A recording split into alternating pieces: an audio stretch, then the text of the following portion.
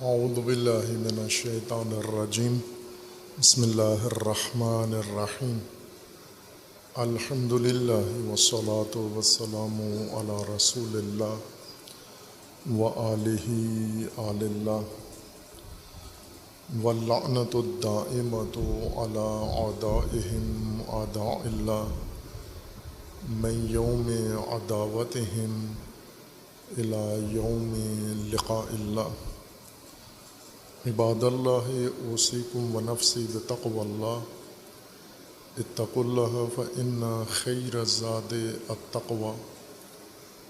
بندگان خدا، آپ سب کو اور اپنے نفس کو تقوی الہی کی وصیت کرتا ہوں، تقوی الہی کی نصیحت کرتا ہوں، تقوی الہی کی جانب دعوت دیتا ہوں و تاکید کرتا ہوں کہ اپنی زندگی تقوی کے مطابق بسر کریں،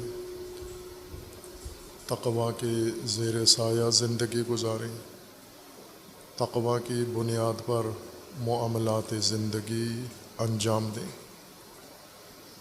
تقوی حفاظتی تدبیر ہے، اللہ تبارک و تعالی نے انسانی زندگی کے تحفظ کے لیے مقرر فرمائی ہے اور اسے زندگی کے ہر شعبہ میں اس کی حفاظت کی تناسب کے مطابق مقرر فرمایا ہے، اور اس حفاظتی تدبیر کے لیے اللہ تبارک و تعالی نے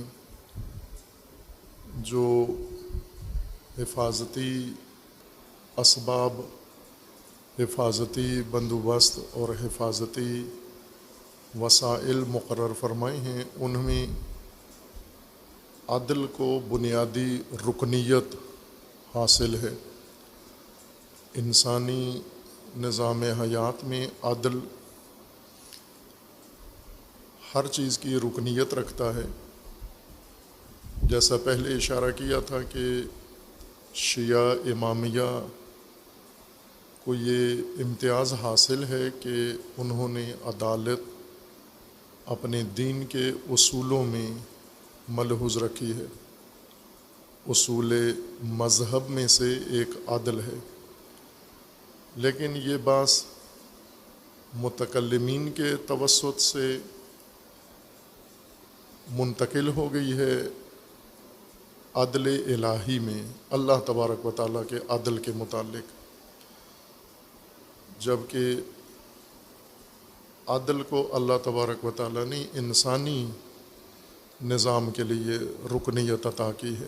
ہر چند اللہ تبارک و تعالیٰ کا نظام بھی اللہ کے اسماء و صفات و اللہ کے افعال اور اللہ کے امر سب عدل پر مبنی ہیں، لیکن بحث اس عدل میں نہیں تھی۔ بحث اللہ نے جو قرآن کریم میں عدل کا ذکر کیا ہے وہ اللہ کے نظام عدل کے بارے میں ہے جو انسان کے لیے اللہ نے مقرر فرمایا ہے۔ اگر اللہ تبارک و تعالیٰ کے عدل کے بارے میں بات کی جاتی ہے کہ عدل صفات الہیہ میں سے ہے، تو وہ بھی انسان سے تعلق رکھتی ہے وہ بات، نہ کہ بالواسطہ بلکہ بلا واسطہ اس کا تعلق بھی انسان سے ہی ہے۔ یعنی اللہ انسان کے لیے جو فیصلے ہیں اللہ کے، جو احکام ہیں اللہ کے، جو نظام ہے اللہ کا، جو افعال ہیں اللہ تبارک و تعالیٰ کے انسان سے متعلق اور کائنات سے متعلق، وہ عادلانہ ہیں۔ چونکہ عدل و ظلم انسان کی زندگی کے اندر متصور ہے، تو اس میں ایک بات یہ شروع ہوئی کہ کیا اللہ جو کچھ کر دے وہ عدل ہے یا نہ، اللہ کا ہر فعل ہمیشہ عدل ہی ہوگا، یعنی انسان کے لیے، انسان کی بابت، اور مثالیں بھی ساری انسان کے لیے ذکر کی گئی ہیں کہ صالحین کو اللہ تبارک و تعالیٰ اگر سزا دے دے تو کیا یہ جائز ہے، ہو سکتا ہے انسان کے بارے میں کہ صالحین کو جزا کے بجائے سزا مل جائے، اور طالحین کو، مجرمین کو سزا کے بجائے جزا مل جائے۔ بعض مسلمانوں کا یہ کہنا ہے کہ اگر اللہ یہ کام کر دے تو کوئی حرج نہیں ہے، صالحین کو سزا دے دے اور مجرمین کو جزا دے دے، چونکہ اللہ نے کرنا ہے اور اللہ نے کیا ہے تو آپ کو کیا اعتراض ہو سکتا ہے۔ لیکن دوسرے علماء کا یہ کہنا ہے، جیسے علماء امامیہ ہیں، شیعہ علماء، کہ یہ نہیں ہو سکتا، یہ محال ہے اللہ تبارک و تعالی صالحین کو سزا دے دے اور مجرمین کو جزا دے دے۔ یہ محال ہے۔ کیوں محال ہے؟ چونکہ عدل کے خلاف ہے۔ پس وہ جو عدل الہی کی بحث ہے وہ بھی انسان کے متعلق ہے، نہ کہ انسان سے ہٹ کر عدل الہی کی بحث اصول دین میں شامل کی گئی ہے۔ اور قرآن کریم میں اللہ تبارک و تعالیٰ نے عدل کو انسانی زندگی کی بنیاد قرار دیا ہے۔ انسانی جو نظام بھی اللہ نے انسان کے لیے مقرر کیا ہے اس کو عدل کے اوپر استوار کر دیا ہے، اس کا مرکزی ستون عدل کو قرار دیا ہے۔ عدل لغت کے لحاظ سے معنی کیا تھا کہ برابری کو کہتے ہیں، لیکن اس کا استعمال انسانی زندگی میں جیسے قرآن کریم نے بیان فرمایا ہے کہ انسان کی شخصیت سے عدل کا آغاز ہو جاتا ہے، ذات سے، اور پھر جوں انسانی زندگی کا دائرہ بڑھتا جاتا ہے، دائرہ عمل زندگی کا پھیلتا جاتا ہے، ذات سے نکل کر یہ ذات باقی امور سے متعلق ہوتی جاتی ہے تدریجاً، تو اسی طرح ساتھ ساتھ عدل کا دائرہ بھی پھیلتا جاتا ہے، بڑھتا جاتا ہے۔ ذات میں عدل سے مراد، اگر عدل کا مطلب ہم برابری کریں تو اس سے مراد یہ نہیں ہے کہ انسان اپنی زندگی میں برابر ساری چیزیں رکھے، یعنی اگر اچھی چیزیں انسان نے اپنی زندگی میں حاصل کر لی ہیں تو برابری اتنی ہی بری چیزیں بھی رکھے تاکہ برابری ہو جائے۔ عام طور پر یا کسی گمراہ ذہن میں یہ تصور آ سکتا ہے اور ہے، موجود ہے یہ، مثلا زندگی میں تعادل ہونا چاہیے، توازن ہونا چاہیے، تناسب ہونا چاہیے، بیلنس ہونا چاہیے۔ وہ بیلنس اسی کو کہتے ہیں۔ یہ گمراہی ہے، یہ عدل نہیں ہے، یہ فساد ہے کہ اگر آپ کی زندگی میں کوئی مثبت چیز ہے تو اتنی ہی مقدار میں اور اتنی ہی حد میں منفی چیز بھی ہو تاکہ برابری ہو جائے، آپ کی زندگی یک طرفہ نہ ہو جائے بلکہ سارے امور برابر رکھیں آپ اس میں۔ اور کرتے ہیں عملی طور پر، عوام الناس یہ بیلنس قائم رکھنے کی کوشش کرتے ہیں، اور شاید ہم لوگ خود بھی کرتے ہوں غیر شعوری طور پر۔ جو کام معاشرے میں انسانی تہذیب کا حصہ بن جاتا ہے، انسان اس کو غیر شعوری طور پر انجام دے رہا ہوتا ہے، توجہ نہیں ہوتی۔ جیسے قرآن کریم نے ہمیں بار بار اس طرف متوجہ فرمایا ہے کہ یہ اپنے آپ کو دھوکہ دے رہے ہیں، وَهُمْ لَا يَشْعُرُونَ، شعور نہیں رکھتے، اپنے آپ کو دھوکہ دے رہے ہیں، اپنے ساتھ فراڈ کر رہے ہیں، لیکن شعور نہیں ہے ان کو یہ۔ اور یہ کثرت سے یہ جرم ہوتا ہے کہ جب ہم غیر شعوری طور پر سماج کے ہم رنگ ہو جاتے ہیں، ان کے طرز پر زندگی بسر کرنا شروع کر دیتے ہیں، جو چیز رواج پکڑ چکی ہے، عام ہو چکی ہے، لوگوں کی زندگی میں معمول بن چکا ہے، ہم بھی لاشعوری طور پر اس کو انجام دیتے ہیں۔ اور اگر کوئی توجہ دلائے ہماری تو جواب یہ دیتے ہیں کہ سب کر رہے ہیں، یہ تو سب کر رہے ہیں، اور ایسا ہی ہے، ٹھیک دلیل دی آپ نے کہ یہ سب کر رہے ہیں۔ لیکن سب کر رہے ہوں، بعض کر رہے ہوں، آپ کر رہے ہوں، عالم کر رہا ہو، عامی کر رہا ہو، یہ ہے غلط کام ہے کہ آپ اچھائی اور برائی میں توازن قائم کریں۔ جتنی مقدار میں اچھائی کرتے ہیں اتنی برائی کریں، جتنے اچھے کام کرتے ہیں اتنے غلط کام کریں۔ جتنی اچھی صفات ہیں اتنی آپ غلط صفات پیدا کریں. یہ نہیں ہے بیلنس، یہ بربادی ہے، یہ فساد ہے، یہ ظلم ہے. یہ برائی جتنی مقدار میں ہو وہ ظلم کے زمرے میں آتی ہے. قباحت جتنی مقدار میں ہو، چھوٹی ہو، مثقال ذرۃ شر ہو تو یہ بھی فساد ہے. اگر بنڈل ٹرکوں کے اور ٹرالوں کے حساب سے فساد ہو تو بھی یہ شر ہے، یہ ظلم ہے. حرام کا ارتکاب یہ ظلم ہے. تھوڑی مقدار میں ہو، شراب کا ایک قطرہ چکھیں فقط زبان سے تو بھی شر ہے. اگر پوری بوتل کریڈ پورا پی جائیں تو بھی شر ہے. اس شریعت میں مقدار کا کوئی فرق نہیں پڑتا، یہ ظلم ہے. دونوں صورتوں میں ظلم ہے. جھوٹ چھوٹا سا بولا، بچے کے ساتھ بولا تو بھی ظلم ہے، اور پوری قوم کے ساتھ جھوٹ بولا تو بھی یہ ظلم ہے. مقدار سے ظلم میں کوئی فرق نہیں پڑتا. یعنی غلطیوں، برائیوں اور گناہوں کی مقادیر کو، پیمائش کو، ناپ تول کو دیکھ کر تعین نہیں کیا جاتا کہ یہ کتنا غلط کام ہے، یہ ظلم ہے یا ظلم نہیں ہے. کمیت اس میں شامل نہیں ہے. اصل معیار ظلم کا یہ ہے کہ معیار سے چیز ہٹی ہوئی ہے. اپنی بنیاد سے چیز جب ہٹ جاتی ہے تو ظلم کے زمرے میں آ جاتی ہے. جیسے ایک محاورہ ہے، فارسی میں بھی ہے، اردو میں بھی ہے، کہ بسا اوقات جیسے سیلاب آیا ہوا ہے، چڑھ گیا ہے اور لوگ ڈوب رہے ہیں سیلاب کے اندر. اس سیلاب میں پانی سر سے اوپر آ گیا ہے. انسان کے قد سے فرض کریں 6 فٹ سے پانی اوپر چلا گیا ہے، ڈوب گیا ہے انسان. اب یہ جو ڈوب گیا ہے آدمی، کتنا سر سے اوپر پانی ہو، تو وہ محاورہ یہ ہے کہ جب پانی سر سے اوپر ہو جائے تو 1 وجب ہو یا 10 وجب ہو پھر کوئی فرق نہیں پڑتا. اگر یہ پانی آپ کے سر سے 1 انچ اوپر چلا گیا ہے تو موت ہے، 1 فٹ اوپر ہو گیا تو بھی موت ہے. اگر 10 فٹ پانی اوپر چڑھ گیا تو بھی موت ہے. یہ نہیں کہہ سکتے کہ 10 فٹ جو پانی سر سے اوپر ہو جائے اس سے انسان ہلاک ہو جاتا ہے، لیکن 1 انچ اگر سر سے اوپر چلا جائے تو اس سے انسان ہلاک نہیں ہوتا. پانی جب سر سے اوپر چڑھ جائے تو 1 وجب ہو، 1 بالشت ہو یا 10 بالشت ہو، کوئی فرق نہیں پڑتا.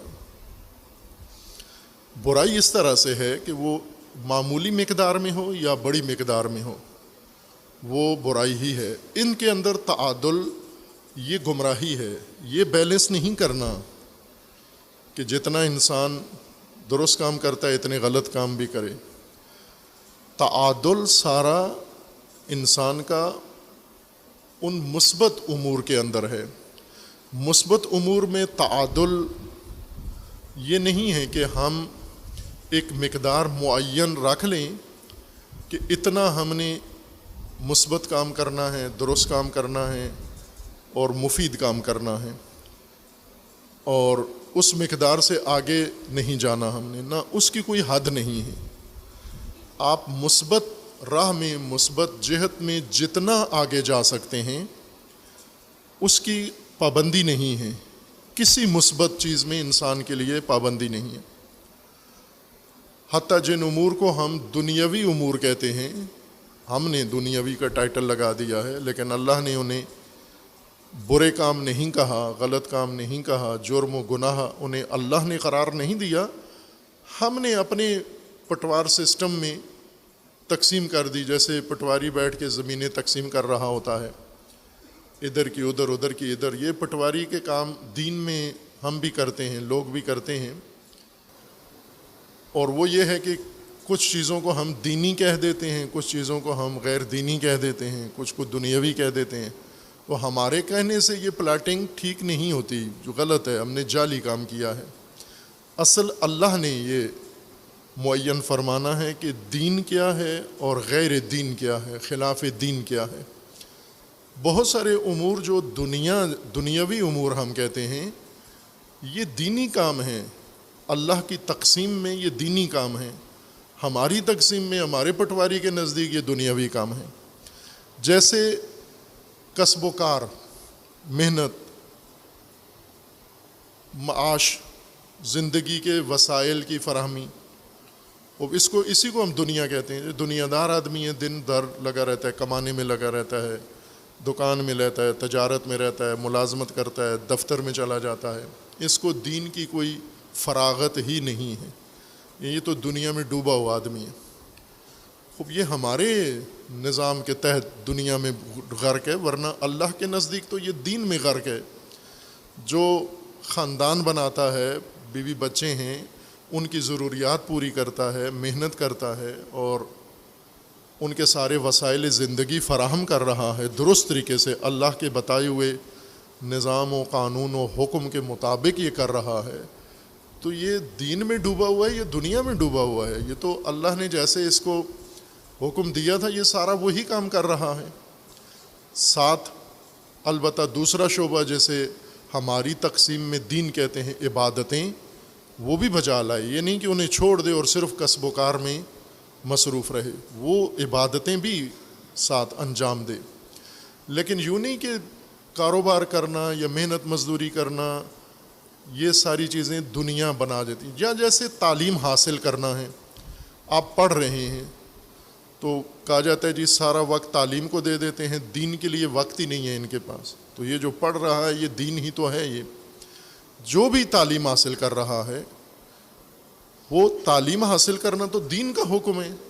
علم حاصل کرو، آپ مفید علم حاصل کرو، ضروری علم حاصل کرو. وہ علم جو آپ کی ضرورت ہے، آپ کی زندگی کی ضرورت ہے، آپ کی دنیا کی ضرورت ہے، آپ کی آخرت کی ضرورت ہے، آپ کے معاشرے کی ضرورت ہے، آپ کے سماج کی ضرورت ہے، آپ کی موجودہ اور آئندہ نسلوں کی ضرورت ہے، وہ سارے علوم حاصل کرنا یہ تو دین ہے یہ کام. اسی طرح اگر انسان جاتا ہے، اگر الہی حکم کے مطابق حکومت قائم کرتا ہے، نظام مملکت چلاتا ہے، تو اس کو ہم کہتے ہیں یہ تو خالص دنیا ہے. خالص دینی آدمی کون ہے؟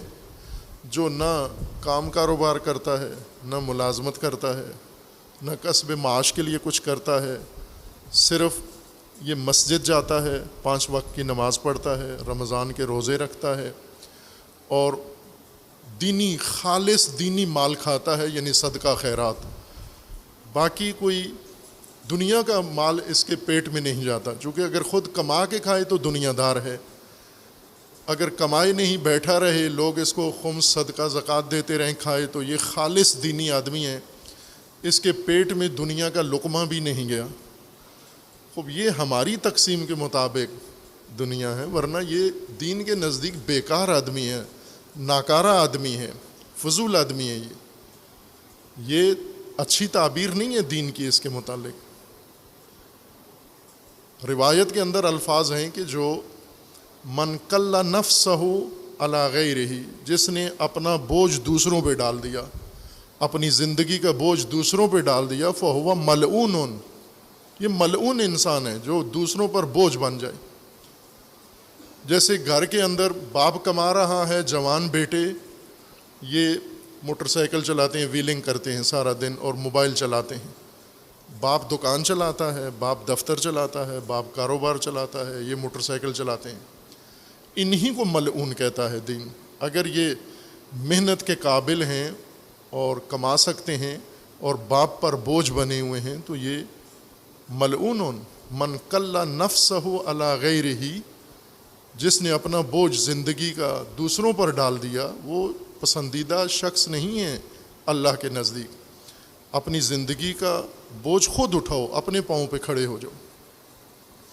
بس یہ کچھ تو یہ توجہ ضروری ہے، اور اس پہ اتنی سی بات کافی نہیں ہے، مفصل چاہیے.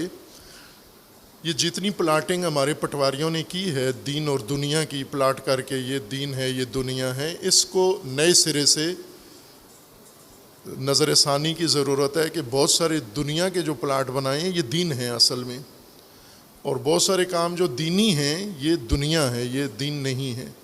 جیسے انسان علم دین حاصل کرے، قرآن پڑھے، حدیث پڑھے، فقہ پڑھے، قرات پڑھے، تجوید پڑھے، کس کے لیے؟ کہ میں نے اس کے ذریعے خطابت کرنی ہے، فیسیں لینی ہیں، مجلسیں پڑھنی ہیں، اور اس کے لیے علم فروغ. یہ دنیا دار ہے، یہ خالص دنیا دار ہے. بلکہ علامہ طباطبائی رضوان اللہ تعالیٰ علیہ کے مطابق یہ بدترین دنیا دار ہے، چونکہ دین بیچتا ہے. باقیوں کو اگر دنیا دار کہیں تو ٹھیک دنیا دار ہیں، چونکہ بیچنے کی چیز بیچتے ہیں، لیکن نہ بیچنے کی چیز کوئی بیچ دے. آئے دن سنتے رہتے ہیں نا لوگ، بیٹیاں بیچ دیتے ہیں، بچے بیچ دیتے ہیں. یہ بیچنے کی چیز نہیں ہے. ناموس بیچ دیتے ہیں، نہیں بیچنا چاہیے. بلکہ کچھ علاقوں کے اندر تو جو آبائی چیزیں ہیں ان میں سے کوئی بیچنا جائز نہیں ہے. مثلا لوگ فقیر ہیں، ہمارے آبائی علاقہ جو ہے وہاں اس کے اندر یہی ہے کہ اگر آپ کو باپ دادا سے وراثت میں کوئی زمین ملی ہے، یہ بیچنا انتہائی بے غیرتی ہے. آپ بھوک سے مر جاؤ، فاقے کرو، باپ دادا کی وراثت نہیں بیچنی. اگر آپ نیا گھر بنا لو لیکن باپ دادا والا رہے اسی طرح پوسیدہ پرانا گھر، اس کو رکھنا، اسے نہیں بیچنا. اگر بیچے تو بے غیرت ہو جاؤ گے تم. وہ انسان منہ نہیں دکھا سکتا کہ باپ دادا کی چیزیں، وہ تانے دیتے ہیں. کتنا ہی اچھا آدمی ہو، اگر اس نے باپ دادا کی کوئی چیز بیچ دی تو محفل میں انگلیاں اٹھاتے ہیں اس پر، یہ دیکھو یہ باپ دادا کی نشانیاں بیچ دی اس نے. وہ کچھ چیزیں بیچنے کی ہوتی ہیں، کچھ نہیں ہوتی بیچنے کی. ناموس نہیں بیچی جاتی، وطن نہیں بیچا جاتا، قوم نہیں بیچی جاتی، دین نہیں بیچا جاتا، ضمیر نہیں بیچا جاتا، وجدان نہیں بیچا جاتا، انسانیت نہیں بیچی جاتی، قدریں نہیں بیچی جاتی، فرائض نہیں بیچے جاتے، ذمہ داریاں نہیں بیچی جاتی. یہ قابل فروخت متاع نہیں ہیں، یہ بازار تجارت نہیں ہے. یہ جو بیچنے کے لیے اللہ نے تھوڑا تو نہیں بنایا، ساری زمین بھر دی ہے ان چیزوں سے. آپ فصلیں بیچو، زمینیں بیچو، پراپرٹی بیچو، پھل بیچو، اپنی محنت مزدوری سے بنائی ہوئی چیزیں بیچو، اپنی صنعت کے بنائی ہوئی چیزیں بیچو. یہ سب فروخت کے قابل ہیں. کپڑے بیچو، جوتے بیچو، ہر چیز بیچو آپ. لیکن وہ جو نہیں بیچنے والی، وہ نہیں بیچنی آپ نے چیزیں. اس موضوع کو زیادہ تفصیل کی ضرورت ہے.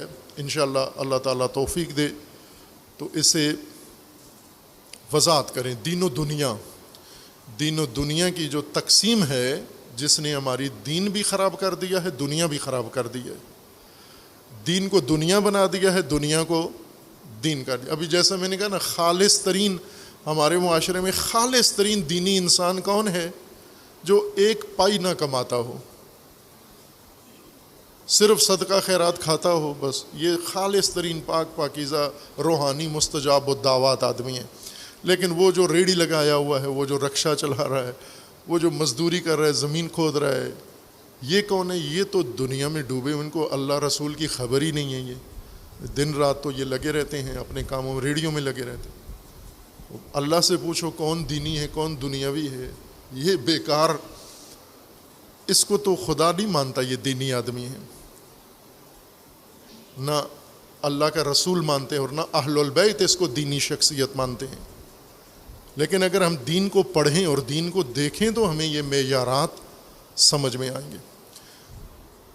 بس کوئی بھی ایسی چیز جو انسان کے لیے اللہ تبارک و تعالیٰ نے لازمی قرار دی ہے، اس کو معین محدود کرنا عدل نہیں ہے، بلکہ اس میں کوئی حد نہیں ہے. آپ جتنا اس میں آگے جا سکتے ہیں جائیں. خواہ وہ ٹائٹل ان کی دنیا ہم نے چڑھا دیے ہیں یا ان کو دین کہا ہوا ہے. جیسے علم حاصل کرنا، کتنا علم حاصل کریں، کتنے فٹ، کتنے میٹر، کتنے کلومیٹر، کتنے مرلے کا علم ہونا چاہیے، کتنے کنال علم ہونا چاہیے، اس کا کوئی پیمانہ نہیں ہے. یہ میٹروں میں، مرلوں میں، کنالوں میں نہیں ہے. جتنا علم، جتنی توانائی ہے، جتنی گنجائش ہے، جتنی صلاحیت ہے آپ میں، اتنا علم حاصل کرو. اس کی کوئی حد نہیں ہے. اسی طرح باقی جو علم کی مانند کمالات ہیں انسان کے لیے، کتنے حاصل کریں ہم، جتنا ممکن ہے، جتنا آپ کے اندر ہے. جیسے تقویٰ کے لیے اللہ تبارک و تعالیٰ کا حکم ہے کہ تقویٰ کتنا حاصل کرو، مستطعتم، جتنی توانائی ہے، جتنی طاقت ہے، مستطعتم، جتنی طاقت ہے اتنا تقویٰ حاصل کرو. اس میں کوئی آخری سٹاپ سٹیشن اللہ نے نہیں بنایا کہ یہاں جا کے رک جانا ہے. تقویٰ میں، علم میں، تربیت میں، کمال میں. یہاں یہ نان سٹاپ ہے، اس میں نہیں کسی جگہ توقف نہیں کرنا آپ نے۔ اور دوسری طرف سے کیا اللہ نے کوئی حد رکھی ہوئی ہے کہ یہاں پہنچ کر تو آخری اسٹیشن آ جاتا ہے، یہاں سے آگے انسان نہیں جا سکتا؟ یہ بھی مسلمات میں سے ہے کہ ایسی بھی کوئی حد نہیں ہے اللہ تبارک و تعالیٰ نے کہ یہاں پہنچ کے انسان رک سکتا ہے، اور یہاں آگے کوئی کمال اللہ نے رکھا ہی نہیں ہے تاکہ انسان اس کو حاصل کر سکے۔ ایک ہی کمال کی وسعت اتنی ہے کہ وہ ایک ہی آپ کو آخری باؤنڈری اس کی نہیں ملتی کہ اس سے طے کر کے پھر دوسرے میں ہم قدم رکھیں۔ پس یہ مسلمات میں سے ہیں کہ ہم جو کام اللہ تبارک و تعالیٰ نے انسانیت کے لیے مثبت کمال کے طور پر، فرائض کے طور پر، ذمہ داریوں کے طور پر رکھے ہیں، ان میں تعادل آپ نے قائم کرنا ہے، نہ کہ اچھائی اور برائی میں توازن قائم کرنا ہے۔ برائی ذرہ برابر مقدار آئے گی تو عدل سے باہر چلے جائیں گے آپ، ذرہ برابر، قطرہ بھی، ایک شائبہ بھی اگر برائی کا آیا تو عدل سے باہر۔ وہ غلط تصور ہے تعادل کا یا توازن کا، کہ عدل کا مطلب یہ ہے کہ برابر رکھو، اچھائی اور برائی میں توازن رکھو۔ وہ جو اچھائی ہے، جیسے قرآن کریم نے فریضہ، جیسے اچھی صفت، اچھا خلق حسن، یا جو بھی مختلف عناوین قرآن نے قرار دیے ہیں، ان میں بھی تعادل کا یہ معنی نہیں ہے کہ انہیں ایک محدود حد تک جا کر روک لینا ہے، آگے مزید تعلیم حاصل نہیں کرنی، کمال حاصل نہیں کرنا، فہم و فراست حاصل نہیں کرنی، یا عملی تگ و دو نہیں کرنی۔ اس میں نہ ختم ہونے والی حد ہے۔ تعادل کا معنی کیا ہے؟ انسان اپنی شخصیت سے شروع کرے، عدل، شخصیت کی بنیاد عدل پر قرار دے۔ اعدلوا هو اقرب للتقوی، اگر تقوی اپنی زندگی میں لانا چاہتے ہیں تو عدل سے آئے گا۔ قریب ترین چیز تقوی کے عدل ہے۔ عدل کا ستون کھڑا کر لو، تقوی کی عمارت اس پر قائم ہو جائے گی۔ اگر عدل نہیں لا سکے پھر تقوی باقی ٹامک ٹوئیوں سے پورا نہیں ہوتا۔ رسومات سے تقوی نہیں آتا، تقلیدات سے تقوی نہیں آتا، دیکھا دیکھی بھیڑ چال سے تقوی نہیں آتا، اداکاری سے تقوی نہیں آتا، ثانوی سرسری کاموں سے تقوی نہیں آتا۔ تقوی اپنی بنیادوں پر قائم ہوتا ہے اور اس کی بنیاد عدل ہے۔ عدل کا معنی یہ ہے کہ آپ اپنی شخصیت سے شروع کریں، اپنی ذات سے عدل شروع کریں۔ اور شخصیت کے اندر عدل کا مطلب یہ ہے کہ جتنے کمالات، جتنی صلاحیتیں اللہ نے آپ کے اندر بیج رکھے ہیں، اب صلاحیتیں، استعداد، عام اردو میں رائج اصطلاحات کم ہیں، یا اگر اردو میں رائج بھی ہوں تو ہمارا کون سا اردو سے کیا تعلق ہے، رشتہ ہی کیا ہے ہمارا اردو سے؟ اردو جانے اور اردو دان جانے۔ جو بیج ہیں، اللہ نے ہمارے اندر بیج رکھے ہوئے ہیں، ایک کھیت بنایا ہے اللہ نے ہمیں کھیتی کی طرح، اور اس کے اندر بیج ڈال دیے ہیں۔ وہ بیج جو اگر اگ جائیں، اگر بڑھ جائیں، پھل جائیں، پھول جائیں، تو بڑے اعلیٰ کمالات میں تبدیل ہو جائیں گے۔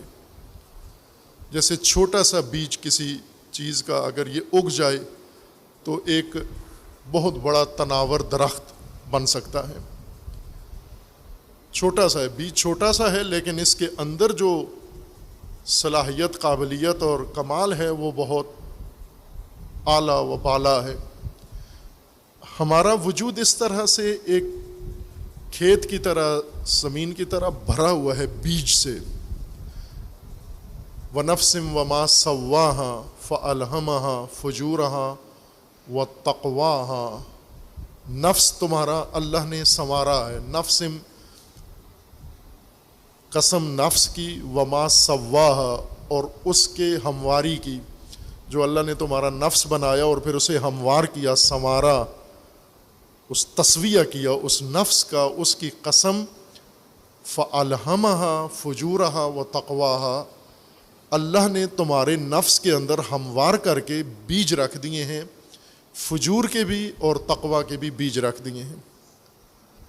وہ بیج اگیں گے، اگر آپ نے جو اگائے وہ اگائیں گے، اگر فجور فسق کے بیج اگائے تو وہ اگ جائیں گے، اگر تقویٰ کے بیج اگائے تو وہ اگ جائیں گے۔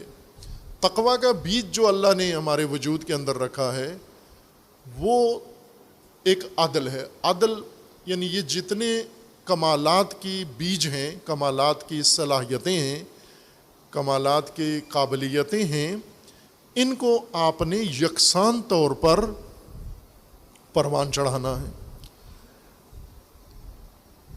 وہ سارے کمالات جو باہم مل کر ایک انسان کامل یا ایک انسان بناتے ہیں۔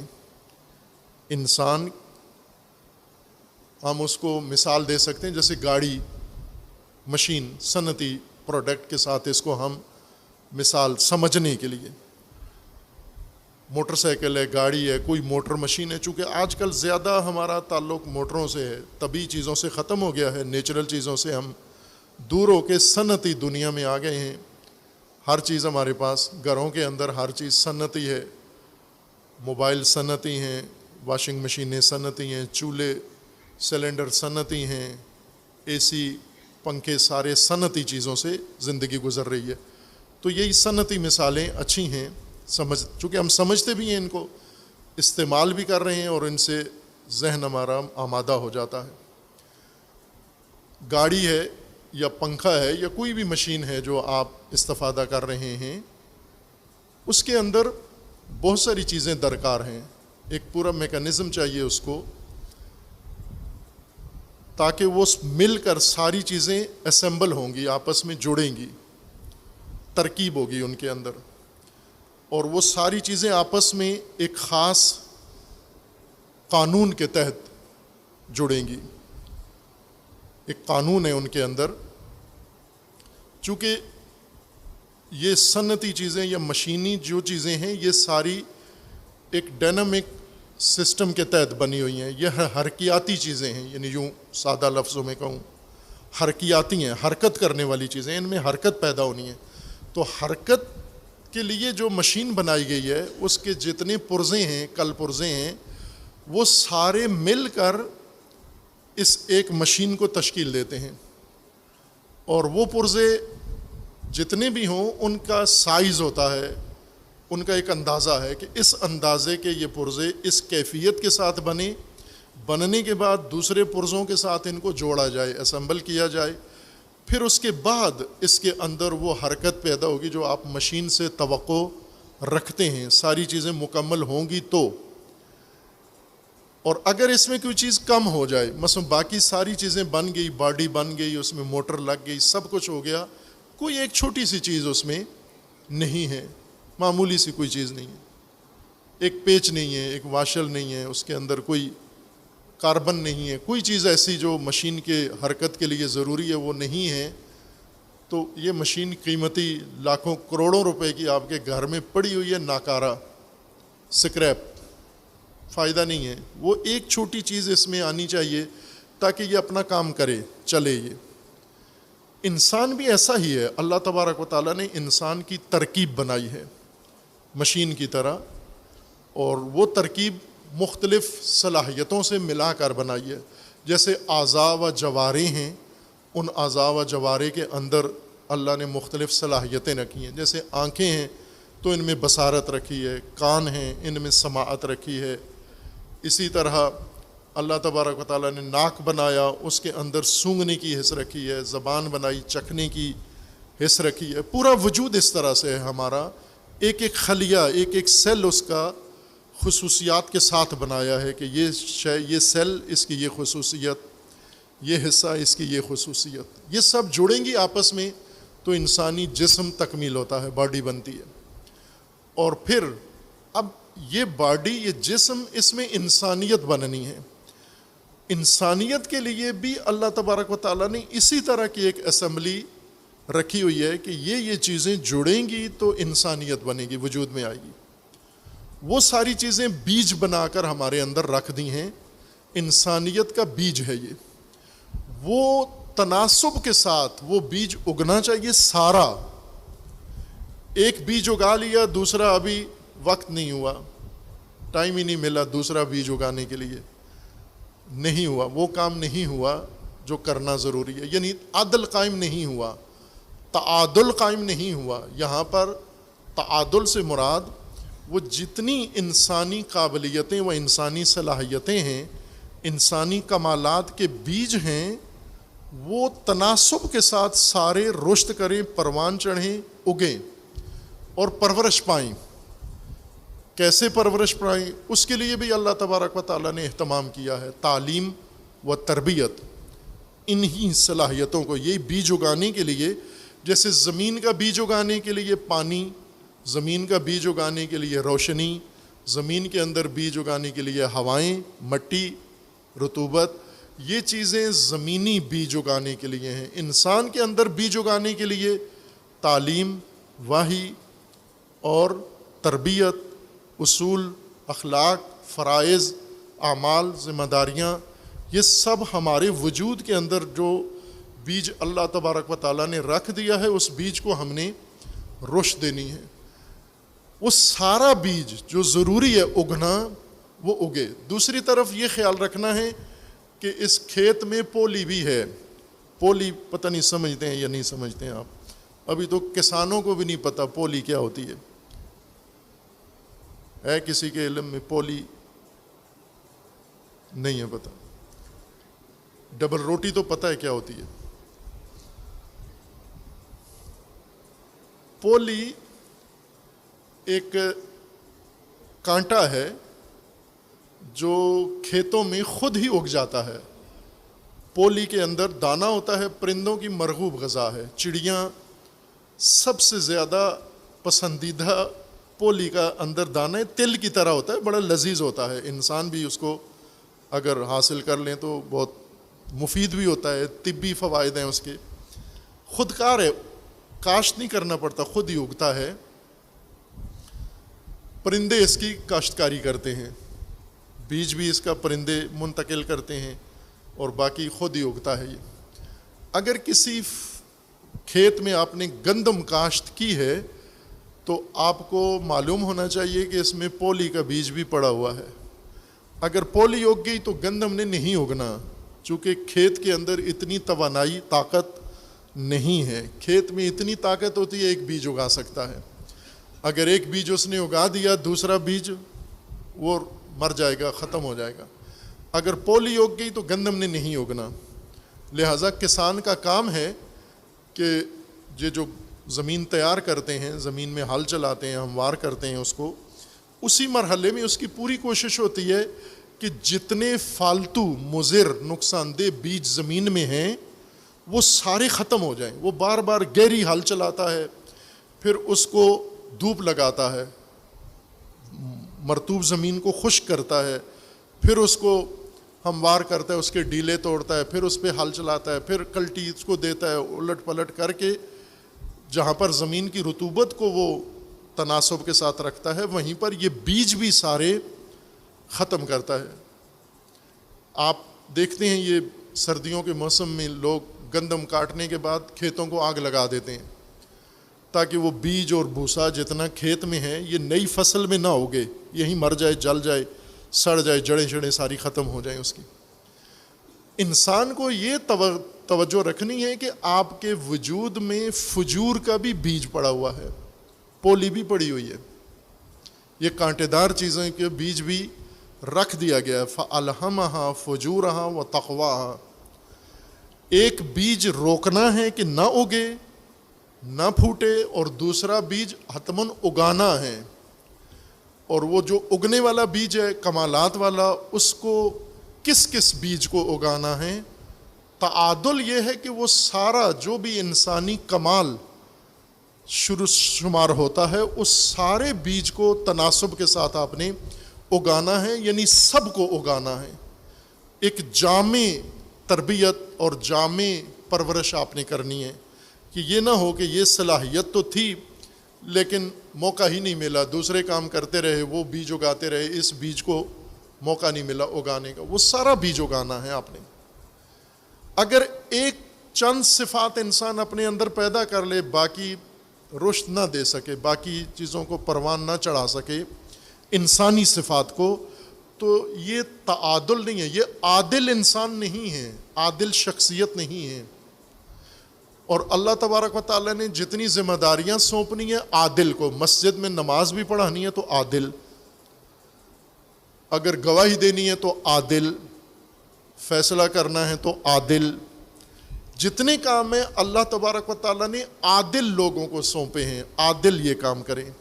غیر عادل تم باہر ہو، سسٹم کا حصہ نہیں ہو، تم الہی نظام سے باہر ہو۔ پہلے جاؤ جا کے تعادل قائم کرو اپنی شخصیت کے اندر، عدل اپنے وجود میں پیدا کرو۔ اور وہ عدل یہ ہے کہ آپ اپنے اندر موجود جتنے کمالات ہیں، ان کے بیج ہیں، ان سب کو ایک تناسب کے ساتھ ان کی پرورش شروع کرو اور سب کو حد کمال تک پہنچاؤ، آپ عادل انسان ہو۔ اور ہمارا جو نظام خراب ہے، سوسائٹی ہماری خراب ہے، بگڑی ہوئی ہے، کوئی چیز سیدھی نہیں ہے، اس کی وجہ یہ ہے کہ کسی سیٹ پر عادل موجود نہیں ہے۔ حکمرانی کی سیٹ پہ عادل نہیں ہے، سیاسی منصب پہ عادل نہیں ہے، عدالت میں عادل نہیں بیٹھا ہوا، وکالت میں عادل نہیں ہے، ممبر پہ عادل نہیں ہے، مسند میں عادل نہیں ہے، کسی جگہ بھی عادل نہیں نظر آتا آپ کو۔ غیر عادل افراد وہ سارے سیٹوں کے اوپر بیٹھے ہوئے ہیں۔ بیوروکریسی، قانون بنانے والے، قانون نافذ کرنے والے، قانون پر عمل کروانے والے، سارے غیر عادل۔ ظاہر ہے پھر غیر عادل سے یعنی غیر متعادل لوگوں سے غیر متعادل شخصیت، نامتوازن سماج وجود میں آئے گا، جیسا کہ وجود میں آیا ہوا ہے۔ اس کی جو بنیاد ہے وہ اپنی بدلنی ہے، اور وہ اپنی ذات سے شروع کرنا ہے۔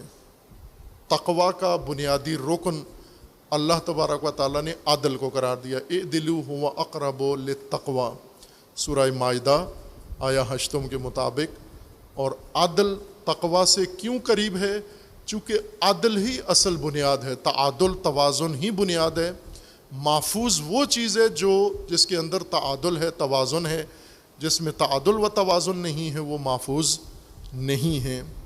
یہ بات جاری ہے، انشاءاللہ باقی یہ سب بعد میں عرض ہوگا۔ اللہ تبارک و تعالی ہم سب کو فہم دین عطا فرمائے، اور پروردگار ہمیں توفیق تقوی نصیب فرمائے، اور تقوی کی بنیادیں اپنے وجود کے اندر، اپنی زندگی کے اندر، اپنے معاشرے کے اندر، اپنے سماج کے اندر قائم کرنے کی اللہ توفیق عنایت فرمائے۔ اعوذ باللہ من الشیطان الرجیم، بسم اللہ الرحمن الرحیم، انا اعطیناک الکوثر فصل لربک وانحر ان شانئک هو الابتر۔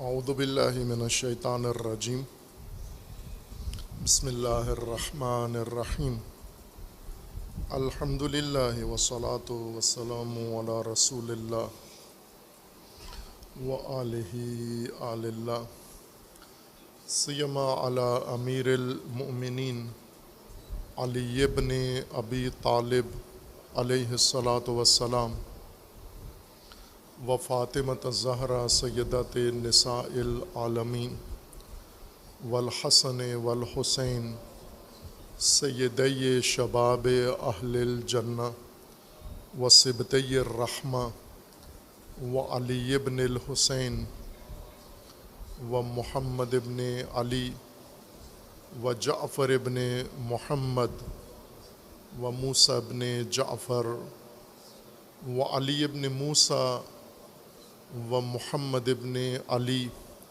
و علی ابن محمد، والحسن ابن علی، والحجت ابن الحسن القائم المنتظر المہدی، حجج اللہ علی عباد و امناؤہ فی بلاد، واللعن علی اعدائہم اجمعین من الآن الی قیام یوم الدین۔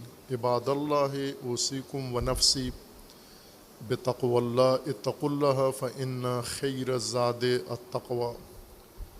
بندگان خدا، آپ سب کو اور اپنے نفس کو تقوی الہی کی وصیت کرتا ہوں، تقوی الہی کی نصیحت کرتا ہوں، تقوی الہی کی جانب دعوت دیتا ہوں و تاکید کرتا ہوں کہ اپنی زندگی تقوی کے مطابق بسر کریں، تقوی کے زیر سایہ زندگی گزاریں، تقوی کی بنیاد پر معاملات زندگی و نظام زندگی قائم کریں۔ تقوی حفاظتی تدبیر ہے اللہ کی جانب سے، اور اس تدبیر کے قیام کے لیے، اجراء کے لیے، نفاذ کے لیے اللہ تبارک و تعالی نے جو اسباب اور واسطے اور وسائل مہیا کیے ہیں، ان میں آسمانی کتابیں ہیں، انبیاء کرام علیہم السلام ہیں، ائمہ اطہار علیہم السلام ہیں و اخیار ہیں، اور ان میں سر فہرست امیر المومنین علیہ الصلاۃ والسلام کی شخصیت، سیرت، ذات اور حکمت ہے۔ امیر المومنین علیہ الصلاۃ والسلام نے تقوی کی حکمت فصاحت کے ساتھ، بلاغت کے ساتھ بیان فرمائی ہے۔ حکمت 113 میں امیر المومنین علیہ السلام فرماتے ہیں: لا مال اعود من العقل ولا وحدت اوحش من العجب ولا عقل کالتدبیر ولا کرم کالتقوی ولا قرین کحسن الخلق ولا میراث کالادب ولا قائد کالتوفیق ولا تجارت کالعمل الصالح ولا ربح کالثواب ولا ورع کالوقوف عند الشبہہ ولا زہد کالزہد فی الحرام ولا علم کالتفکر ولا عبادت کاداء الفرائض ولا ایمان کالحیاء والصبر ولا حسب کالتواضع ولا شرف کالعلم ولا عز کالحلم ولا مظاہرۃ اوثق من المشاورہ۔ آخری اس حکمت نورانی میں، اس حکمت گوہر بار میں، آخری جوہر و آخری موتی و آخری گوہر جو امیر المومنین علیہ الصلاۃ والسلام نے بیان فرمایا ہے، ولا مظاہرۃ اوثق من المشاورہ۔ مظاہرہ مدد، پشتیبانی، ہیلپ۔ انسان کو زندگی میں مدد کی ضرورت پڑتی ہے، تعاون کی ضرورت پڑتی ہے، پشتیبانی کی ضرورت پڑتی ہے، پشت پناہی کی ضرورت پڑتی ہے۔ امیر المومنین فرماتے ہیں کہ مشاورہ سے بڑھ کر کوئی مدد، کوئی تعاون اور کوئی پشت پناہی و پشتیبانی نہیں ہے۔ سب سے بڑی مدد انسان کو فراہم ہوتی ہے مشاورہ سے۔ قابل اعتماد چیز جس کے ذریعے سے انسان مضبوط ہو جاتا ہے، انسان کی پشت مضبوط ہو جاتی ہے، یہ محاورہ ہے۔ پشت مضبوط ہونا محاورے کے طور پر استعمال ہوتا ہے، چونکہ عموماً انسان جب کسی میدان میں کوئی کام کرنے کے لیے نکلتا ہے تو اس کے ساتھ ساتھی ہوتے ہیں، انصار ہوتے ہیں، مددگار ہوتے ہیں، اس کے دست و بازو ہوتے ہیں، وہ سارے اس کی پشت پر ہوتے ہیں۔ چونکہ آگے یہ خود کسی بھی کام کو، پروجیکٹ کو لے کر آگے میدان میں آتا ہے، تو پیچھے اس کے افراد جتنے موجود ہوتے ہیں وہ سارے چونکہ پشت پہ اس کے ساتھ ہوتے ہیں، آگے کام کا ذمہ دار یہ ہوتا ہے، اس لیے محاورتاً ان کو پشتیبان کہا جاتا ہے، یا ظہیر مددگار کو کہتے ہیں، جو پشتبان ہو، پشت پناہی کرنے والا ہو، انسان کو مضبوط سہارا ہو۔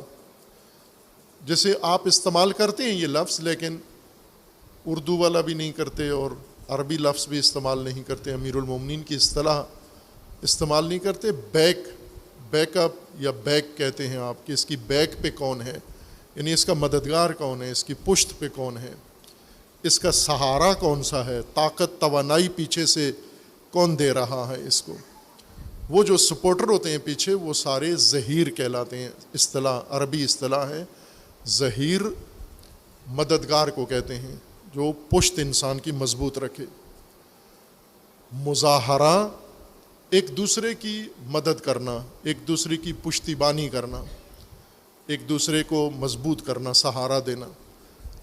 جیسے جنگ میں اگر مجاہدین جنگ میں چلے جاتے ہیں تو ان کی پشت پر ان کو جو ساز و سامان پہنچایا جاتا ہے, سپلائی پہنچائی جاتی ہے اور ان کو اسلحہ پہنچایا جاتا ہے, ان کی ضروریات پہنچائی جاتی ہیں. چونکہ پشت سے سارے کام ہوتے ہیں, آگے فرنٹ لائن پہ وہ کھڑے ہوئے ہیں اور پیچھے یہ لوگ ہیں جو ان کو مدد دے رہے ہوتے ہیں, اس لیے ان کو ظہیر کی ضرورت ہوتی ہے, یعنی پشت پناہی پیچھے. اور اگر ایک دوسرے کی کریں, ایک آدمی ایک کام میں اترا ہے تو دوسرا اس کی پشت پہ آ کے کھڑا ہو جاتا ہے. یہ آپ نے یہ پروجیکٹ کھولا ہے, میں آپ کے ساتھ ہوں, میں آپ کی پشت پر ہوں. مالی تعاون ہوا, میں آپ کو دوں گا. اخلاقی تعاون ہوا, میں آپ کو دوں گا. سماجی سیاسی تعاون ہوا, میں فراہم کروں گا. افرادی تعاون ہوا, میں فراہم کروں گا. تجرباتی تعاون فراہم ہوا, میں فراہم کروں گا. وسائل کی ضرورت پڑی تو اس کام میں جس چیز کی ضرورت پڑتی ہے میں آپ کے پیچھے ہوں, میں آپ کے ساتھ ہوں. اسی طرح جب دوسرا آدمی جو آج پشتیبان بنا ہوا ہے اور ایک آدمی کو کامیاب کرنے کے لیے ہر طرح کی اس کی مدد کر رہا ہے, جب اس کی باری آتی ہے, یہ کوئی کام شروع کرتا ہے تو وہ اس کی پشت پہ آ کے کھڑا ہو جاتا ہے. مثلا ایک آدمی ایک گھر بنا رہا ہے, اس کو گھر بنانے کے لیے مختلف امور کی ضرورت پڑتی ہے. اگر اس کا بھائی, اس کا ساتھی, اس کا دوست اس کے پشت پہ کھڑا ہو جائے کہ آپ کو ضرورت جو پڑے گی میں دیتا رہوں گا, قرض ضرورت پڑتی ہے میں دے دوں گا, کوئی وسائل ضرورت پڑتے ہیں, میں گاڑی ضرورت پڑتی ہے, موٹر سائیکل ضرورت پڑتی ہے, میرا استفادہ کریں, تو اس کا مطلب ہے اس کام میں وہ میرا پشتیبان ہے, میں اس کا پشتیبان ہوں. مظاہرہ ایک دوسرے کی پشتیبانی کرنا, ایک دوسرے کی پشت مضبوط رکھنا, ایک دوسرے کو بیک فراہم کرنا. سب سے قابل اعتماد و قابل وثوق پشتیبان کون ہے؟ امیر المومنین فرماتے ہیں مشاورہ, مشورہ. مشورے سے زیادہ مضبوط پشتیبان کوئی اور چیز نہیں ہے. باقی بھی چیزیں ہیں لیکن سب سے عمدہ چیز امیر المومنین فرماتے ہیں وہ مشاورت ہے. اور ہم امیر المومنین کی زندگی میں دیکھیں کہ امیر المومنین نے یہ کام کیا ہے. جب خود امیر المومنین کو مشاورہ کی ضرورت پڑی تو پشتیبان کوئی بھی نہیں تھا, امیر المومنین کی پشت پہ کوئی نہیں تھا, خود ہی تھے, پشت پہ بھی خود ہی تھے, سامنے بھی فرنٹ لائن پہ خود ہی تھے اور بیک لائن پہ بھی خود ہی تھے امیر المومنین. لیکن جب خلفاء کی حکومت تھی تو خلفاء کی حکومت میں سب سے مضبوط پشتیبانی خلفاء کو امیر المومنین نے فراہم کی, اختلاف ہونے کے باوجود, اختلاف رکھنے کے باوجود. اور یہ اعلیٰ ظرفی ہے, یہ اعلیٰ شخصیتی ہے. وہ اعلیٰ ظرفی جو امیر المومنین کے پیروکاروں میں اے کاش آ جائے. امیر المومنین جیسی ہستی, امیر المومنین جیسی ظرفیت کہ انسان بسا اوقات جب ایک ہدف ہے, ایک مقصد ہے, اس مقصد کو حاصل کرنے کے لیے بعض اوقات انسان اپنے مخالف کا پشتیبان بن جاتا ہے, اس کا مددگار بن جاتا ہے, اس کا حامی بن جاتا ہے کہ یہ کام آپ کرو اور آپ جو کر رہے ہو تو میں آپ کے پشت پر ہوں, موجود ہوں. اور امیر المومنین سے جب پوچھا بھی گیا کہ سابقہ حکومتوں میں یہ مسائل نہیں تھے, آپ کی حکومت میں یہ مسائل کیوں پیش آ رہے ہیں, تو فرمایا کہ ان کا مشاور میں تھا, میرے مشاور تم ہو. یہ سارے مسائل اس وجہ سے پیدا ہو رہے ہیں کہ وہ میرے مشورے سے کام کرتے تھے, میں تمہارے مشورے سے کام کرتا ہوں, یہ مسائل اس وجہ سے کھڑے ہو رہے ہیں. امیر المومنین کو مشاورہ کا تجربہ تھا, مشاورہ دینے کا اور مشاورہ کے فقدان کا بھی, یعنی پشتیبانی. مشاورہ سے مراد پشتیبانی ہے. اور یہ موضوع قرآنی بھی ہے اور بہت اہمیت والا بھی ہے. چونکہ یہاں پر اب امیر المومنین کی وصیتیں اور نصیحتوں میں یہ آ گیا ہے اس حکمت کے ضمن میں, تو اس کی طرف اشارہ بھی کر دوں کہ مشاورہ قرآنی حکم ہے, قرآن کریم کی آیات ہیں. وَأَمْرُهُمْ شُورَى بَيْنَهُمْ, یا رسول اللہ صلی اللہ علیہ وآلہ وسلم کو اللہ کا حکم ہے وَشَاوِرْهُمْ فِي الْأَمْرِ، آپ ان کو مشاور بنائیں، ان کے ساتھ مشورہ کریں۔ ان دو آیات سے لوگوں کو بہت بدفہمی ہوئی ہے، بہت شدید بدفہمی۔ جیسے کوئی چیز کھا لینے سے بدہضمی ہو جاتی ہے اور شدید بدہضمی ہو جاتی ہے اور وبا بن جاتی ہے۔ عموماً جیسے سیلاب جب آتے ہیں تو کہا جاتا ہے کہ ہیضہ پھوٹ پڑا ہے، بدہضمی، پیٹ کی بیماریاں پھوٹ پڑی ہیں، ہو جاتے ہیں، وبا بن جاتی ہے۔ اس آیہ کریمہ کے بارے میں اور اس موضوع کے بارے میں جو بدفہمی وجود میں آئی ہے وہ وبا بن گئی ہے، اور اس نے وبا بن کر پوری امت اسلامیہ کو لپیٹ میں لے لیا ہے۔ علماء سے لے کے نیچے تک سب اس بدفہمی کا شکار ہو چکے ہیں، اور وہ یہ ہے کہ یہ جو دو آیتیں قرآن میں ہیں وَأَمْرُهُمْ شُورَى بَيْنَهُمْ، اور اسی طرح وَشَاوِرْهُمْ فِي الْأَمْرِ، یہ دو آیتیں جمہوریت کی آیتیں ہیں، چونکہ کہا جا رہا ہے کہ ان کے نظام امرہم شورا بینہم، یعنی ان کا نظام حکومت، ان کا نظام سیاست کس سے چلے گا؟ شورا سے چلے گا، یعنی جمہوریت سے چلے گا۔ جمہوریت کا مطلب یہی ہوتا ہے کہ آپ نمائندے عوام بنائیں، یہ نمائندے پارلیمان بنائیں، پارلیمان میں بیٹھ کے مشاورت کریں۔ مشاورت کس کو کہتے ہیں؟ رائے دینا، مختلف امور میں رائے دینا۔ پہلے جمہور مشاورت کریں، یعنی رائے دیں، ووٹ دیں اور حاکم چنیں، پھر جن کو یہ ووٹ دیں، جمہور کی مشاورت کے نتیجہ جو نکلے گا، یہ پارلیمان میں جا کر بیٹھ کر پھر یہ مشاورت کریں، قانون بنائیں اور رائے دیں اور مختلف چیزیں تصویب کریں اور انہیں اجرا کریں۔ یہ انہوں نے قرآن سے نکالا ہے، اور یہ بدفہمی سب سے زیادہ نقصان دہ ثابت ہوئی ہے آج کی نسل کے لیے۔ قدیم لوگوں کو نہیں تھی یہ بدفہمی، 100 سال پہلے نہیں تھی، 100 سال بعد اس آخری 100 سال میں یہ بدفہمی پیدا ہوئی ہے۔ یعنی جب سے یہ جمہوریت مسلمانوں نے اس کو اسلامائز کیا ہے، جمہوریت کو امامت کا جانشین و متبادل بنایا ہے، الہی نظام کا متبادل جمہوری نظام بنایا ہے، یعنی جب حاکم اللہ کو حکومت سے برخاست کر کے، معزول کر کے، ہٹا کے، تخت سے اتار کے جمہور کو تخت پہ بٹھا دیا ہے، اس وقت سے اب مسئلہ یہ ہے کہ اس کو قرآن سے اور اس کو دین سے کیسے ثابت کریں۔ تبدیلی تو لے آئے ہم، اللہ کو معزول کر دیا، اختیارات اللہ سے لے لیے کہ اللہ کی حاکمیت نہیں ہے، جمہور کی ہے، لیکن اب قرآن سے ثابت بھی کرنا ہے کہ جمہور اللہ کی تخت نشین ہے، جانشین ہے۔ تو وہ کیسے ثابت کریں؟ تو ثابت کر دیا، انہوں نے کہا کہ یہ امرہم شورا بینہم یہ جمہوریت ہے، وشاورہم فی الامر یہ جمہوریت ہے۔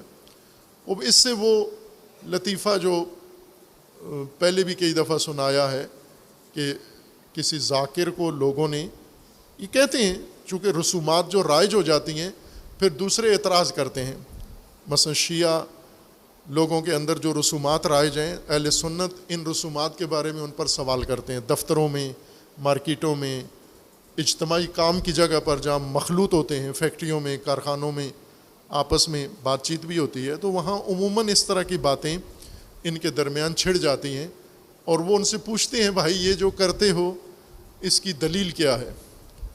تو ان میں سے خزیر پوچھتے ہیں لوگوں سے، یہ آپ یہ جو کام کرتے ہو، مثلاً آپ ماتم کرتے ہو، فلاں کرتے ہو، یہ قرآن میں کہاں ہے؟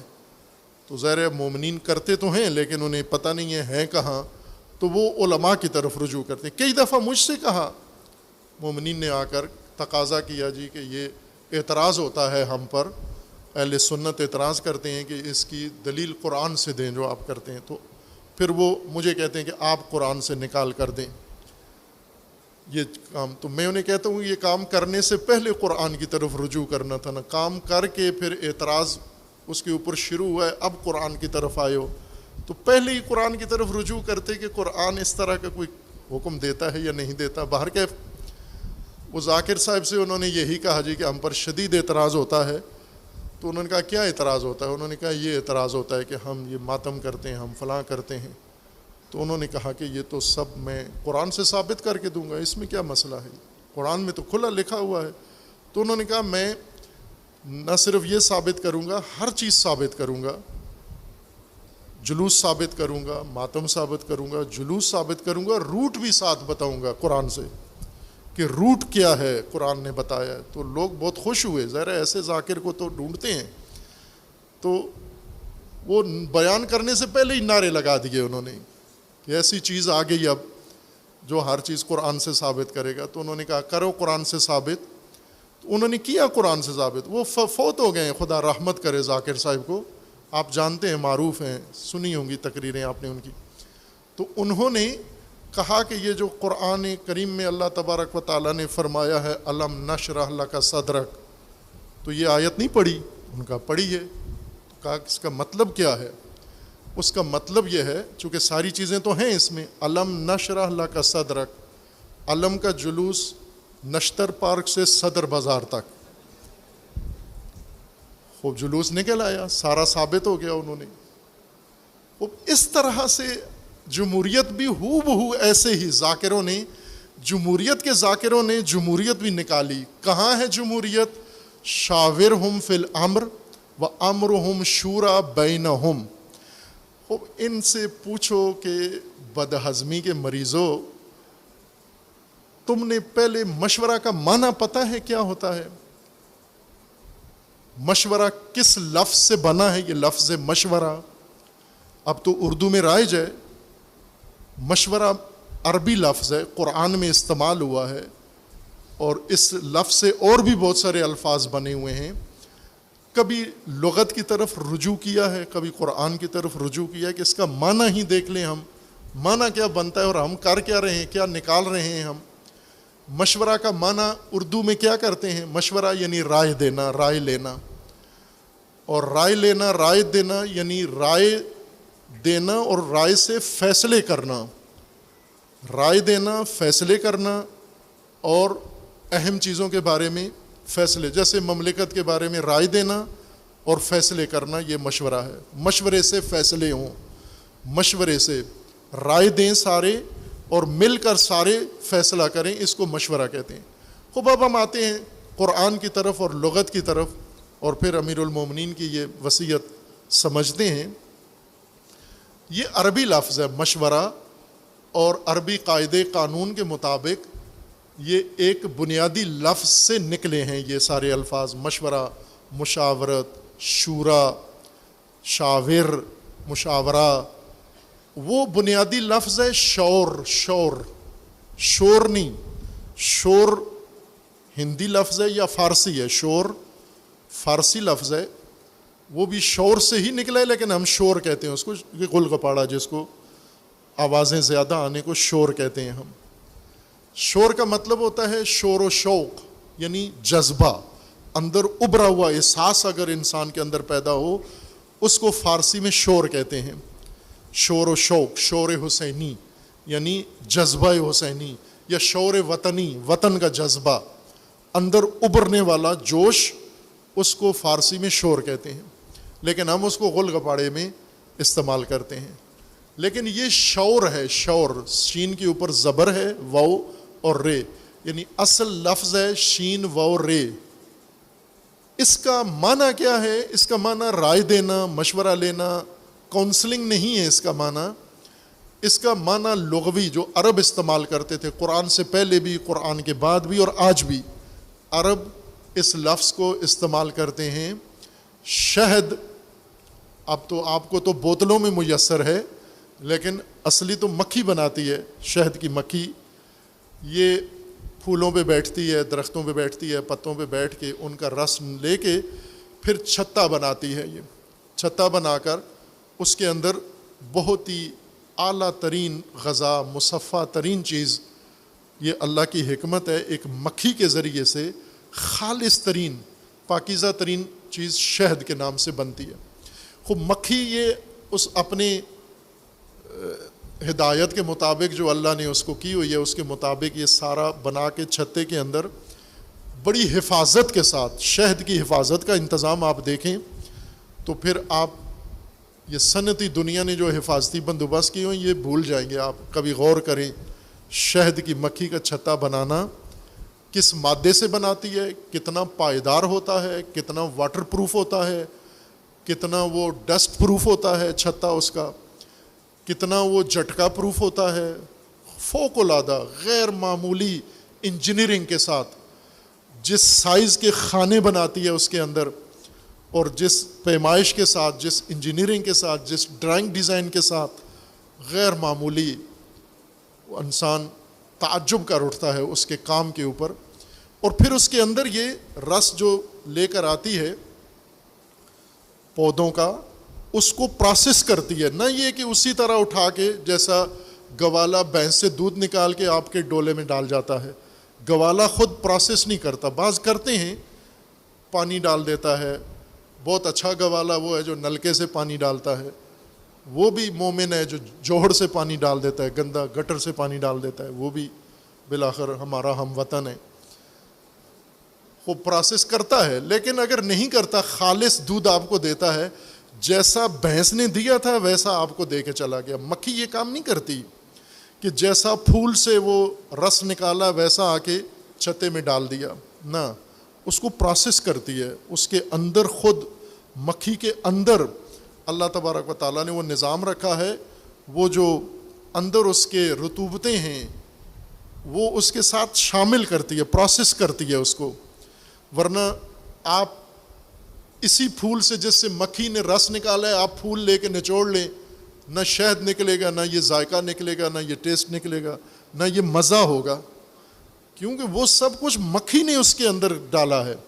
وہ را میٹیریل کے طور پر اس نے پھول سے یہ چیز لی ہے اور لے کر اس کو پروسیس کیا ہے, اس کو اس کے اوپر اضافہ کیا اپنی طرف سے, اپنی جو صلاحیت ہے اس کے اوپر محنت کی ہے اس نے, اور تیار کر کے وہ قطرہ پھر اس نے اس خزانے میں, اس حفاظتی جگہ پر جا کر اس نے ڈال دیا ہے. اور پھر کثرت کے ساتھ, چونکہ پورا خاندان مل کے یہ کام کر رہا ہوتا ہے, چند دنوں کے اندر اتنا خوبصورت شہد بن جاتا ہے. اب باری آتی ہے انسان کی. مکھی نے اپنا کام ختم کر دیا, انسان کی باری آتی ہے, اس کو شہد ضروری ہے. یہ جاتا ہے شہد کا چھتا اتارتا ہے, مکھیاں کاٹیں یا نہ کاٹیں جیسے بھی, یہ شہد اس سے لے کر آتا ہے. جیسا وہ شہد کا چھتا بنا ہوا, یہ سارا شہد نہیں ہوتا, اس کے اندر موم ہوتا ہے. موم ہے, یہ موم نہیں کھانا آپ نے. موم پیٹ میں چلا گیا, ہضم نہیں ہوگا, بدہضمی ہوگی, السر ہو جائے گا. بعض پورا لے کے نگل جاتے ہیں اس کو مکھی سمیت. جو تول میں آیا ہے وہ پیٹ میں چلا جانا چاہیے. اس کو صاف کرو, پہلے مکھی نکالو اس میں سے, پھر موم میں سے وہ جو کھانے بنے ہوئے وہ موم ہے, وہ شہد نہیں ہوتا. اس کے اندر جو میٹھی چیز ہے وہ شہد ہوتا ہے. تو انسان کے اندر یہ مہارت ہے کہ وہ بڑی خوبصورتی کے ساتھ, صفائی کے ساتھ شہد کی چھتے کے اندر جو رکھا ہوا موم ہے اس کو پورے اس موم سے, چھتے سے شہد کو باہر نکال لیتا ہے. اس کو عرب شور کہتے ہیں. شور کا مطلب ہوتا ہے شہد, چھتے کے اندر موجود شہد کو صفائی کے ساتھ باہر نکال لینا. وہ مفید مادہ, وہ خوبصورت چیز, وہ خوراک, وہ بہترین چیز, وہ گوہر, وہ اس سے صفائی کے ساتھ نکال لینا, یہ شور ہے. انسان کیا کر رہا ہے؟ انسان شور کر رہا ہے, یعنی مکھی چھتا بنا رہی ہے, شہد تولید کر رہی ہے, بنا رہی ہے. انسان بنا ہوا شہد اس سے باہر نکال رہا ہے, چونکہ وہ اندر ہوتا ہے, موم کے اندر دھسا ہوا ہوتا ہے, اس کو خوبصورت طریقے سے باہر نکالتے ہیں. ہر ایک کو نہیں آتا طریقہ. کچھ لے کے تو موم سمیت ہی اس کو ابالنا شروع کر دیتے ہیں, کچھ نچوڑنا شروع کر دیتے ہیں موم کو. لیکن جو ماہر ہیں, جن کا کام ہے, وہ انہیں پتہ ہوتا ہے کہ چھتے سے کس طرح موم شہد باہر نکالنا ہے. یہ خوبصورتی سے, صفائی سے یہ شہد باہر نکالنا, یہ شور کہلاتا ہے. اور یہ مختص نہیں ہے شہد کے چھتے کے ساتھ, بلکہ ہر وہ چیز جو کہیں پنہان ہے, بہت اچھی چیز ہے، اعلیٰ چیز ہے، قیمتی چیز ہے، اگر وہ قیمتی چیز کہیں چھپی ہوئی ہے، کہیں پوشیدہ ہے، اس کا سراغ لگانا، اس تک پہنچنا اور پہنچ کر اس کو وہاں سے باہر نکال لینا صفائی کے ساتھ کہ خراب نہ ہو، وہ جیسی پاکیزہ اس مخفی گاہ میں، اپنے ٹھکانے میں، اپنے گھونسلے میں، اسی طرح سے اس کو نکال لینا، یہ عربی زبان میں اس کو شور کہتے ہیں۔ یہ شورا اس چھتے کو کہتے ہیں، یا اس جگہ کو کہتے ہیں جہاں سے یہ چیز چھپی ہوئی ہے اور اس کو باہر نکالنا ہے۔ لہٰذا عربی میں جب آپ منڈی میں جاتے ہیں گھوڑے خریدنے کے لیے، ہم تو بکرے خریدنے جاتے ہیں، اور بکرے بھی ویسے ہی ہم دیکھے بغیر خرید کے لے آتے ہیں۔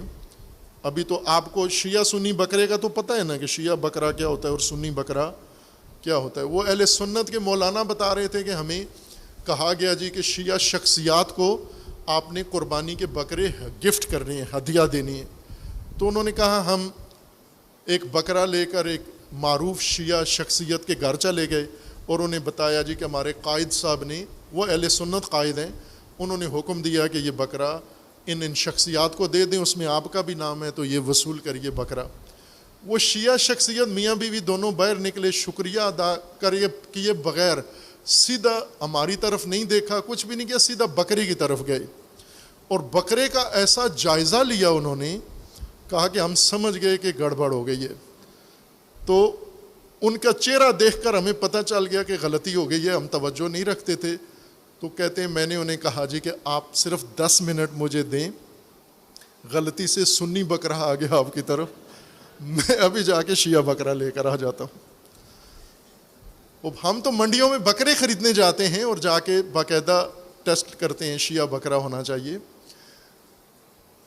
یعنی خصی نہیں ہونا چاہیے، مقصد یہ ہے۔ لیکن عرب جب منڈی میں جاتا ہے تو وہ بکروں کی منڈی میں نہیں جاتے، بکروں کی منڈیاں لگتی نہیں ہیں ان کے ہاں۔ قدیم عرب، قرآن کے نزول کے زمانے کے عرب، ان کے ہاں گھوڑوں کی، جو کہ قیمتی جانور گھوڑا تھا، گھوڑے کی منڈی لگتی ہے، اور گھوڑے اصیل عربی ان کو چاہیے ہوتے ہیں۔ اب گھوڑے کو جانور کوئی بھی ہو، اس جانور میں کیا خصوصیت ہے، نسلی ہے، تربیت یافتہ ہے، صحت مند ہے، اس کے باقی عمر کے لحاظ سے توانائی ہر چیز پوری ہے، یہ نہیں پتہ چلتا۔ اس کے لیے کچھ ماہر لوگ ہوتے ہیں جو گھوڑوں کو چیک کرتے ہیں، آزماتے ہیں، گھوڑے کی کون سی چیز پکڑنی ہے، کس چیز سے دیکھنا ہے، گھوڑے کی پٹھ پکڑتے ہیں، جا کر گھوڑے کے گردن پکڑتے ہیں، ہاتھ لگاتے ہیں، جائزہ لیتے ہیں۔ اور ایک کام جو گھوڑے کے لیے کرتے ہیں وہ یہ کہ گھوڑے کو زین ڈال کے اسی منڈی میں پچ بنی ہوتی ہے، گھوڑے کو دوڑاتے ہیں، اسی دوڑ میں پتہ چل جاتا ہے کہ یہ نسلی گھوڑا ہے یا نقلی گھوڑا ہے، یہ جعلی گھوڑا ہے۔ گھوڑے کو آزمانا اور آزما کر نسلی گھوڑا تشخیص دینا، اس کو بھی عرب شور ہی کہتے ہیں۔ یہ بھی شور ہے کہ کوئی چھپی ہوئی صلاحیت کسی چیز کے اندر، اس سے وہ چھپی ہوئی صلاحیت باہر کشف کر کے لے آنا، اس کو شور کہتے ہیں۔ اور اسی طرح اگر خوبصورتی، مثلا عموماً بعض لوگ ہوتے ہیں بہت چہرے مورے کے لحاظ سے خوبصورت ہوتے ہیں، لیکن کام کاج میں یہ مزدور جو سخت کام کر رہے ہیں، گریس لگی ہوتی ہے، کوئلہ لگا ہوتا ہے، پسینہ اور بال بڑے ہوئے، اگر یہ نہا لیں تو ان میں سے بہت سارے بڑے خوبصورت عموماً جب منگنی کے لیے جاتے ہیں تو نہا دھو کے جاتے ہیں، اسی حالت میں نہیں چلے جاتے۔ اس کے الٹ کچھ ایسے لوگ ہیں جن کی شکل و صورت اتنی قابل قبول نہیں ہے، بیوٹی پارلر میں جا کر اپنے آپ کو سنوار کے خوبصورت بنا کے بیوٹیشن کے پاس جا کر وہ سرخی پاؤڈر کر کے قابل قبول بنا کے آتے ہیں۔ یہ جو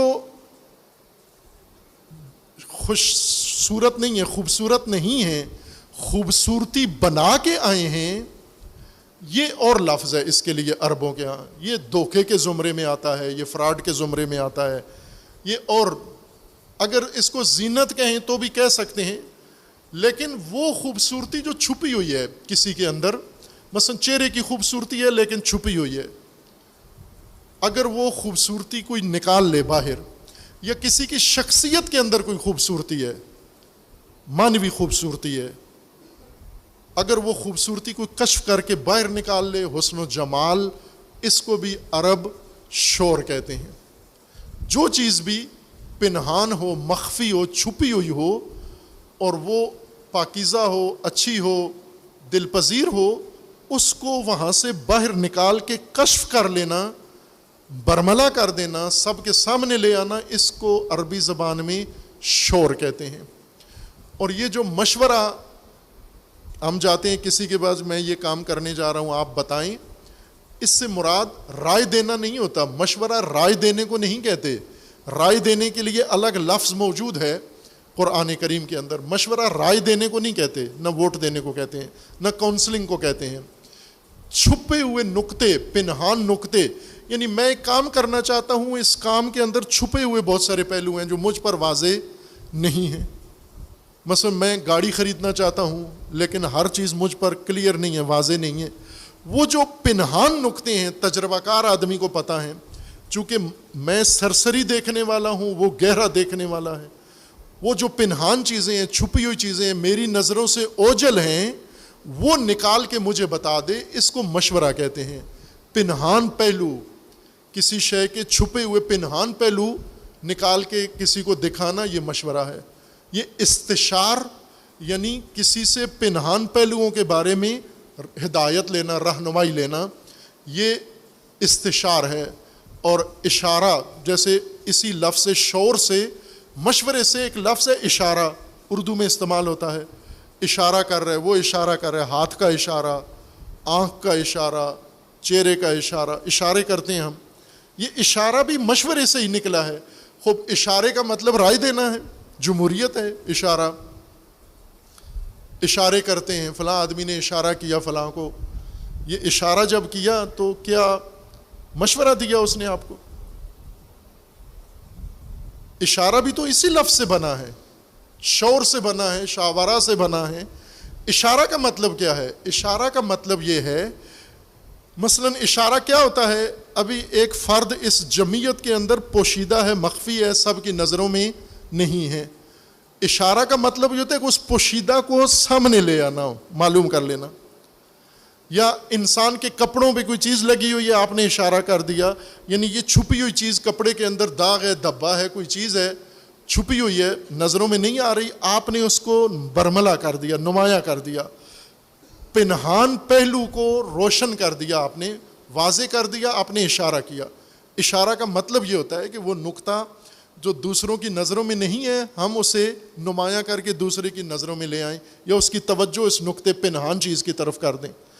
کھلی چیز کی طرف تو اشارہ نہیں ہوتا، اشارہ ہوتا ہے جو نظروں سے اوجھل ہو، جس کی طرف توجہ نہ ہو، اس کی طرف توجہ دلانے کو اشارہ کہتے ہیں۔ یہ بھی شور اور مشورہ ہے، یعنی پنہان پہلو امور کے یہ معلوم کرنا، کشف کرنا، یہ شور ہے اور یہ مشاورہ ہے۔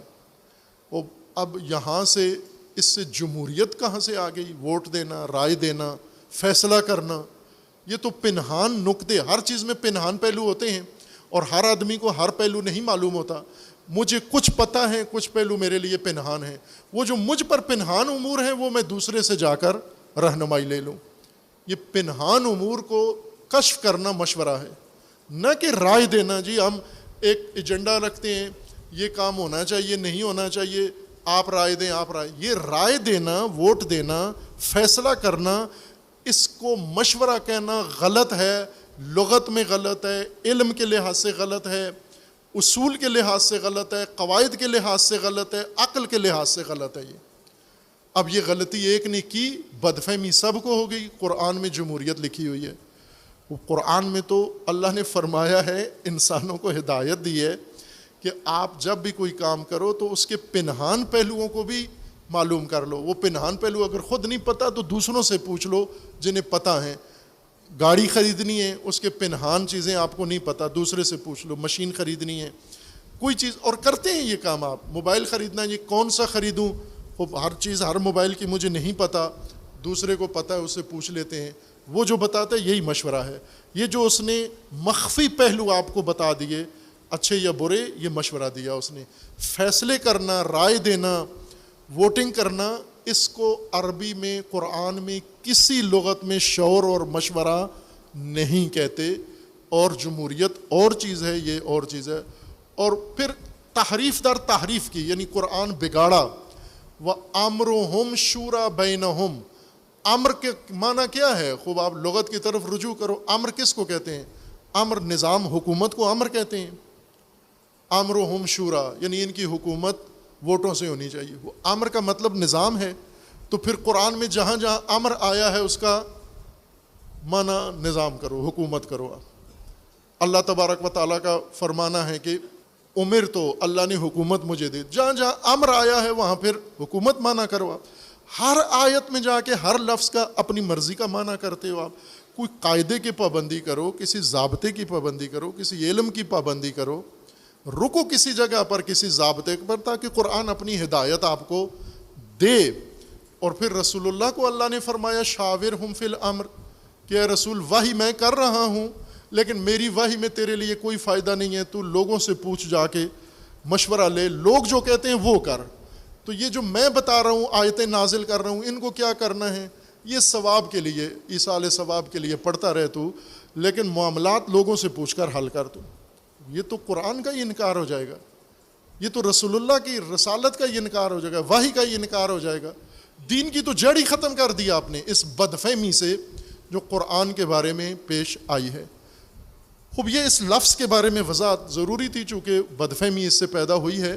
اب اس لفظی آشنائی کے بعد اصل حکمت میں کہ لا مظاہرۃ اوثق من المشاورہ، مشاورہ سے بہتر پشتیبانی کوئی بھی نہیں ہے.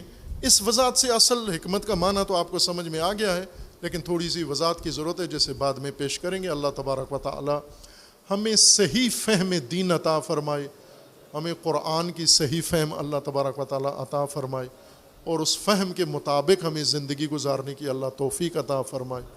جو مومنین دنیا سے رحلت کر گئے اللہ ان کی مغفرت فرمائے. جو مریض ہیں علیل ہیں اللہ تبارک و تعالی انہیں شفاء کاملہ عطا فرمائے. جو مسائل مشکلات میں گرفتار ہیں اللہ تبارک و تعالی ان کے مسائل و مشکلات کو حل فرمائے. اور اللہ تبارک و تعالیٰ کی بارگاہ میں دعا ہے پروردگار پاکستان کی حفاظت فرما، اس کو اندرونی بیرونی دشمنوں کے شر سے محفوظ فرما. اپنے ولی حق ولی اللہ العظم اجل اللہ تعالی فرج و شریف کا جلد از جلد ظہور فرما. ہمیں حضرت کے اعوان و انصار میں سے انہیں کی توفیق عنایت فرما. اعوذ باللہ من الشیطان الرجیم. بسم اللہ الرحمن الرحیم. قل هو اللہ احد اللہ الصمد لم یلد ولم یولد ولم یکن لہ کفوا احد.